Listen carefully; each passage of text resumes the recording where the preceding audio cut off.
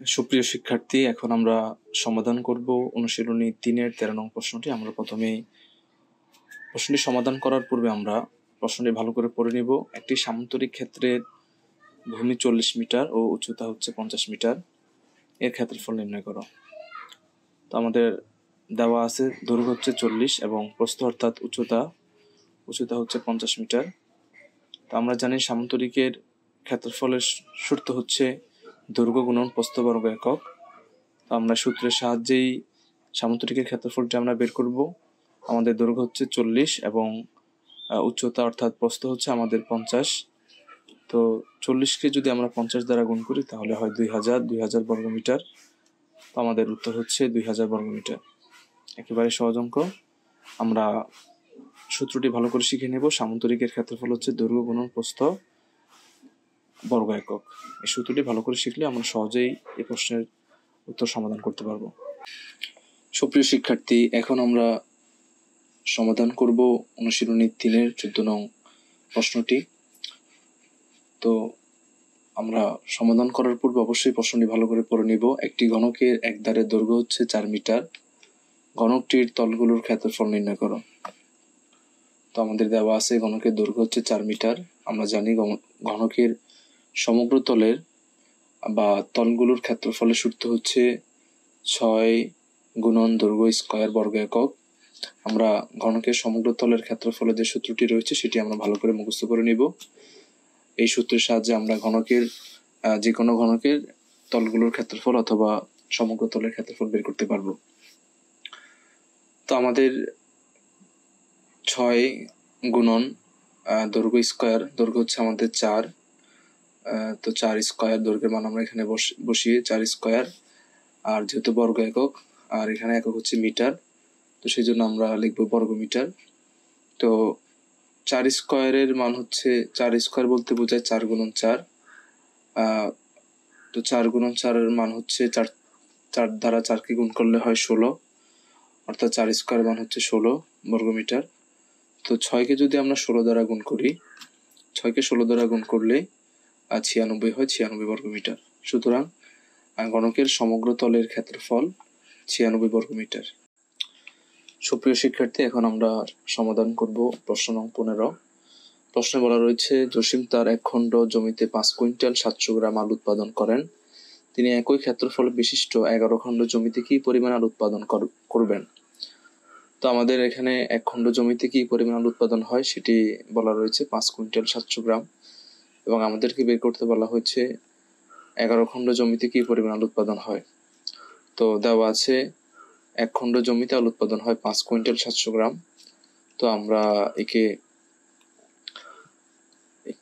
জানি 1 কুইন্টাল সমান সমান আজি, তো 5 কুইন্টাল তোর হবে 5 গুণন 100, এবং যেহেতু 700 গ্রাম একেও আমরা কেজিতে রূপান্তর করব। তো গ্রামকে আমরা জানি 1000 দ্বারা ভাগ করলে কেজিতে রূপান্তর হয়, তো 700 ভাগ 100। তো আমাদের 5 দ্বারা 100কে গুণ করলে হয় 500 কেজি, এবং 700কে 1000 দ্বারা ভাগ করলে হয় 0.7 কেজি। দুইটা যোগ করলে হয় 500.7 কেজি। এটা হচ্ছে আমাদের 1 খণ্ড জমিতে আলু উৎপাদনের পরিমাণ। তো আমাদেরকে বের করতে হবে 11 খণ্ড জমিতে আলু উৎপাদনের পরিমাণ। তো আমরা জানি 1 খণ্ডতে যেহেতু 500.7 কেজি উৎপাদন হয়, তো 500.7কে যদি আমরা 11 দ্বারা গুণ করি তাহলে আমাদের 11 খণ্ড জমির হিসাব বের হয়ে যাবে। তো আমরা 507কে 11 দ্বারা গুণ করলাম, তো গুণ করলে হয় 5507.7 কেজি। আর যেহেতু এই হিসাবটি অনেক বড়, এই জন্য আমরা এটিকে মেট্রিক পদ্ধতিতে প্রকাশ করব। তো আমরা জানি 1 মেট্রিক সমান সমান 1000 কেজি। যেহেতু এখানে 5000 কেজি রয়েছে, এই জন্য আমরা 1 মেট্রিক যেহেতু 1000 কেজি, তাহলে 5000 কেজি সমান সমান 5 মেট্রিক টন।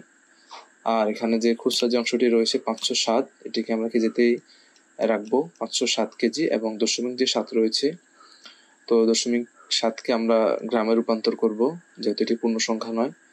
তো 0.7কে যদি আমরা গ্রামে রূপান্তর করতে চাই তাহলে এটা যেহেতু কেজিতে রয়েছে আমরা 1000 দ্বারা গুণ করব।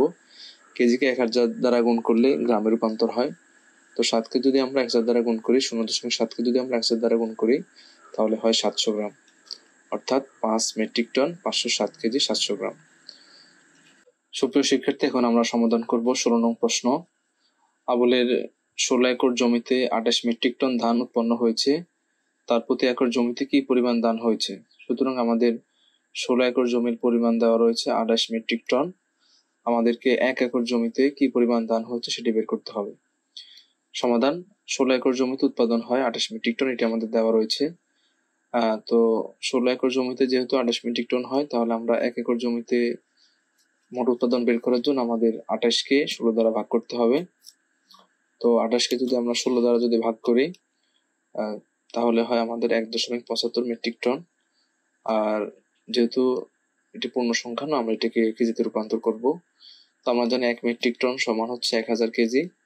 তো আমরা যদি মেট্রিক টনকে যদি আমরা 1000 দ্বারা গুণ করি, তাহলে কেজিতে রূপান্তর হবে।